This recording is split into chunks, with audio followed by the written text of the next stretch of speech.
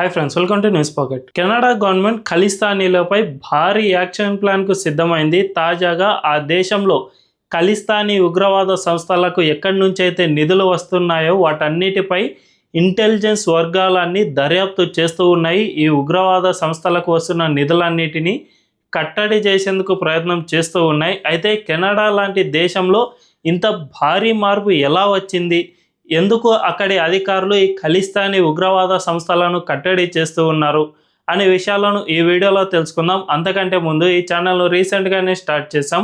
మాకు మీ సపోర్ట్ ఖచ్చితంగా కావాలి. ఈ ఛానల్ వెంటనే సబ్స్క్రైబ్ చేసుకోండి అండ్ బెల్ ఐకాన్ను క్లిక్ చేయడం అస్సలు మర్చిపోవద్దు. ఇక డీటెయిల్స్లోకి వెళ్తే, రీసెంట్గా కెనడా ఆర్థిక శాఖకు సంబంధించిన మోర్సో అనే సంస్థ ఒక నివేదికను వెలువరించింది. దీని ద్వారా చాలా సంచలనమైన నిజాలను బయటపెట్టింది. కెనడా దేశంలో స్వచ్ఛంద సంస్థల పేరిట ప్రజల దగ్గర తీసుకుంటున్న డబ్బులను కొన్ని ఉగ్రవాద సంస్థలు ఉగ్రవాద కార్యకలాపాలకు మళ్లిస్తూ ఉన్నాయి. దీనివల్ల చాలా పెద్ద ప్రమాదమే మన దేశానికి పొంచి ఉంది అని ఈ మోర్సో నివేదిక తెలిపింది. ముఖ్యంగా వీళ్ళంతా ఈ డబ్బులను ప్రజలకు స్వచ్ఛంద సేవ చేస్తాం అనే పేరిట డబ్బులను కలెక్ట్ చేస్తూ ఉన్నారు. దీని ద్వారా డ్రగ్స్ స్మగ్లింగ్, దీంతోపాటు ఆయుధాలను స్మగ్లింగ్ చేస్తూ ఉన్నారు. అంతేకాకుండా ఉగ్రవాద కార్యకలాపాలకు కూడా పాల్పడుతూ ఉన్నారని తెలిపింది.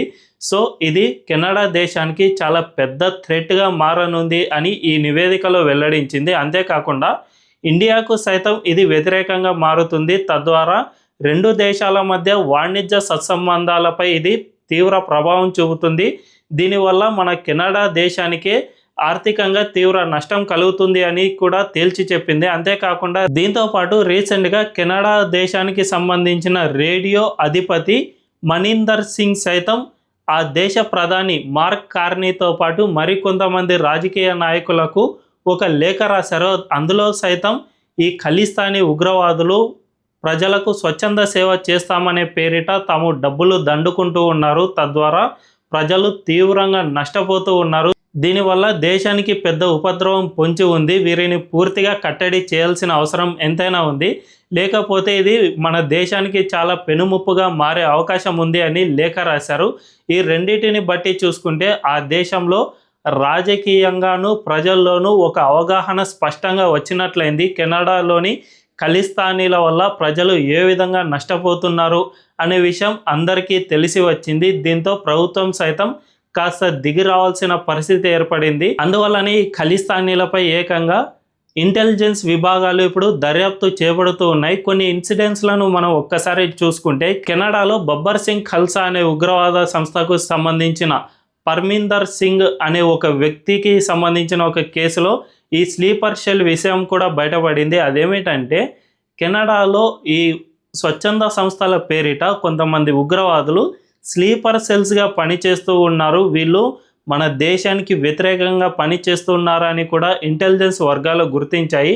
ఈ Babbar Singh Khalsa and six for justice ఇలాంటి సంస్థలు ఆ దేశంలో ఎన్నో ఉన్నాయి. ఇవన్నీ కూడా దేశ వ్యతిరేక కార్యకలాపాలకు పాల్పడుతున్నాయి. దీనిపై కనుక మీరు స్పష్టమైన ఆదేశాలు, చర్యలు కనుక తీసుకోకపోతే ఖచ్చితంగా ఇది మన దేశానికి తీవ్ర ముప్పును కలిగిస్తుంది అని హెచ్చరించారు. అయితే కెనడా దేశంలో జరిగిన పరిణామాలను అటుంచితే మన ఇండియా నుంచి కూడా ఆ దేశంపై రీసెంట్గా మనం తీవ్రంగా ఒత్తిడి తీసుకువచ్చాం. కొద్ది నెలల క్రితమే మన దేశ ప్రధానమంత్రి నరేంద్ర మోదీ కెనడా ప్రధానమంత్రి మార్క్ కార్నీతో G7 సమావేశంలో భేటీ అయ్యారు. ఆ భేటీలో మనం కెనడాకు స్పష్టమైన హెచ్చరికలు జారీ చేసాం. మీరు ఇప్పటికైనా మారాల్సి ఉంది. ఖలిస్తానీలపై స్పష్టంగా మీరు ఒక నిర్ణయం తీసుకోవాలి. లేదంటే ఇరు దేశాల మధ్య జరుగుతున్న వాణిజ్య సంబంధాలపై ఇది ఖచ్చితంగా ప్రభావం చూపుతుంది. నేను మాత్రం దీనిపై ఖచ్చితంగా ఎటువంటి యాక్షన్కు పాల్పడడానికైనా సిద్ధంగా ఉన్నాను అని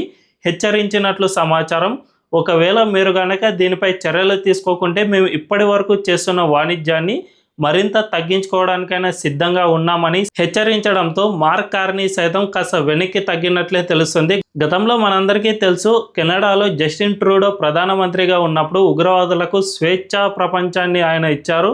అక్కడ ఖలిస్తానీలు రెచ్చిపోయారు. అండ్ ఆ దేశం మద్దతుతోనే మన ఇండియాపై కూడా ఎన్నోసార్లు బెదిరింపులకు పాల్పడ్డారు. కానీ ఆ తర్వాత మార్క్ కార్నీ ప్రధానమంత్రి అయిన తర్వాత ఇక మన దేశం ఎటువంటి పరిస్థితుల్లో ఉపేక్షించే ప్రసక్తే లేదు అని ఆ దేశానికి స్పష్టమైన హెచ్చరికలు జారీ చేసింది. అందులో భాగంగానే రీసెంట్గా అంటే గత నెలలో కెనడా జాతీయ భద్రతా సలహాదారు అయిన కరోలినా రైస్ మన ఇండియా పర్యటనకు వచ్చి అజిత్ దోవల్తో భేటీ అయ్యారు. ఈ భేటీలో కొన్ని కీలక విషయాలను చర్చించారు అండ్ ఉగ్రవాదులకు సంబంధించి కొన్ని డీటెయిల్స్ను మన ఇండియా కెనడాతో పంచుకుంది.